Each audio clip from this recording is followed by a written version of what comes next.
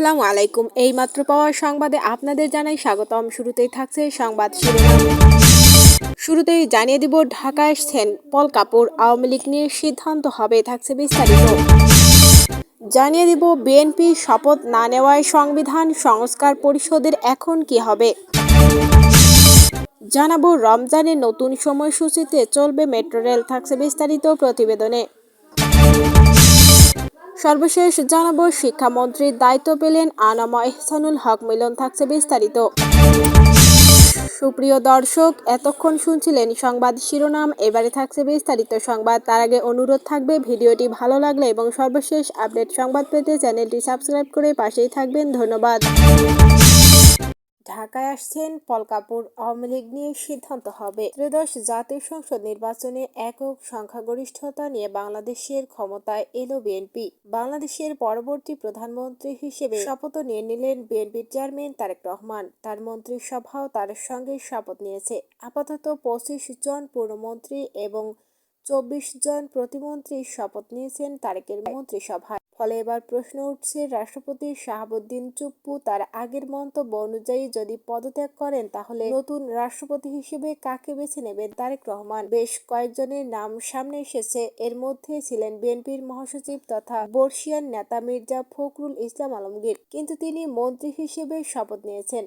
বাংলাদেশের সময় অনুসারে দুপুর 3:30 নাগাদ বাংলাদেশের সংসদ ভবনের দক্ষিণ প্লাজায় নতুন প্রধানমন্ত্রী হিসেবে শপথ নেন বিএনপির চেয়ারম্যান তারেক রহমান। তাকে শপথ বাক্য পাঠ করান বাংলাদেশের রাষ্ট্রপতি মোহাম্মদ শাহাবুদ্দিন চুপ্পু।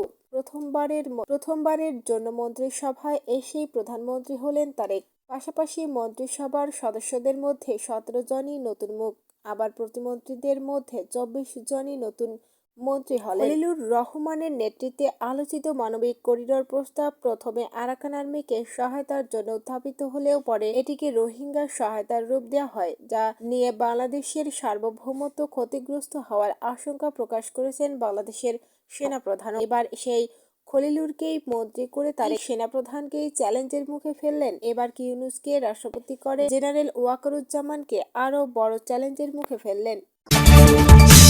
এদিকে বিএনপি শপথ না নেওয়ায় সংবিধান সংস্কার পরিষদের এখন কি হবে। বাংলাদেশের ত্রয়োদশ জাতীয় সংসদ নির্বাচনে বিজয়ীরা সংসদ সদস্য হিসেবে শপথ নিলেও অনিশ্চয়তা তৈরি হয়েছে সংবিধান সংস্কার পরিষদ নিয়ে। সংবিধানে এই পরিষদের শপথ নেয়ার বিধান নেই উল্লেখ করে বিএনপি দলীয় সদস্যরা এমপি হিসেবে শপথ নিলেও প্রস্তাবিত এই পরিষদের সদস্য হিসেবে শপথ না নেয়ার এমন পরিস্থিতি তৈরি হয়েছে। রাষ্ট্রপতির জারি করা জুলাই জাতীয় সনদ সংবিধান সংস্কার বাস্তবায়ন আদেশ অনুযায়ী গণভোটে হ্যাঁ বিজয়ী হলে নির্বাচিত সংসদ সদস্যরা একই সাথে সংবিধান সংস্কার পরিষদের সদস্য হিসেবেও কাজ করবেন। 60 সদস্যের কোরাম হলেই এই পরিষদ কাজ করতে পারে। ওই আদেশের ভিত্তিতে যে গণভোট হয়েছে সেখানে হ্যাঁ ভোট জয়লাভ করেছে। ওদিকে বিএনপি আজ এ পরিষদের সদস্য হিসেবে শপথ না নিলেও জামায়াত 77 জন নির্বাচিত সদস্য একই সাথে সংসদ সদস্য ও সংবিধান সংস্কার পরিষদের সদস্য হিসেবে শপথ নিয়েছেন। রমজানের নতুন সময়সূচিতে চলবে মেট্রো রেল। আগামী 19 ফেব্রুয়ারি পবিত্র রমজান মাসের প্রথম দিন থেকে নতুন সময়সূচি অনুযায়ী চলবে রাজধানীর দ্রুতগতির গণপরিবহন মেট্রো রেল। এ সময় ইফতারের জন্য যাত্রীরা সঙ্গে সর্বোচ্চ 250 মিলিলিটার পানির বোতল বহন করতে পারবেন বলে জানিয়েছে মেট্রো রেল পরিচালনাকারী প্রতিষ্ঠান Dhaka mass transit company limited. A K M Khairul Alam স্বাক্ষরিত এক নির্দেশনায় এ তথ্য জানানো হয়। নির্দেশনায় বলা হয়েছে, রমজান মাসের অফিস সময়সূচির সঙ্গে সামঞ্জস্য রেখে প্রথম রমজান থেকে ঈদুল ফিতরের আগের দিন পর্যন্ত সাপ্তাহিক কর্মদিবসে নতুন নিয়মে মেট্রো রেল চলাচল করবে। সময়সূচি অনুযায়ী উত্তর থেকে মতিঝিল অভিমুখে প্রথম ট্রেন ছাড়বে সকাল 6:30টায় এবং শেষ ট্রেন রাত 9:30টায়।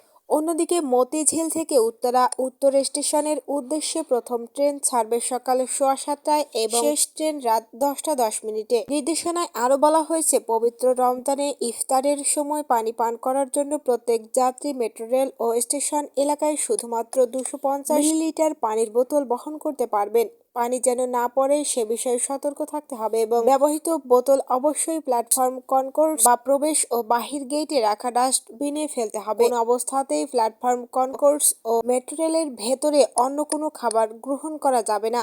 এছাড়া শনিবার, শুক্রবার ও অন্যান্য সরকারি ছুটির দিনের সময়সূচি অপরিবর্তিত থাকবে।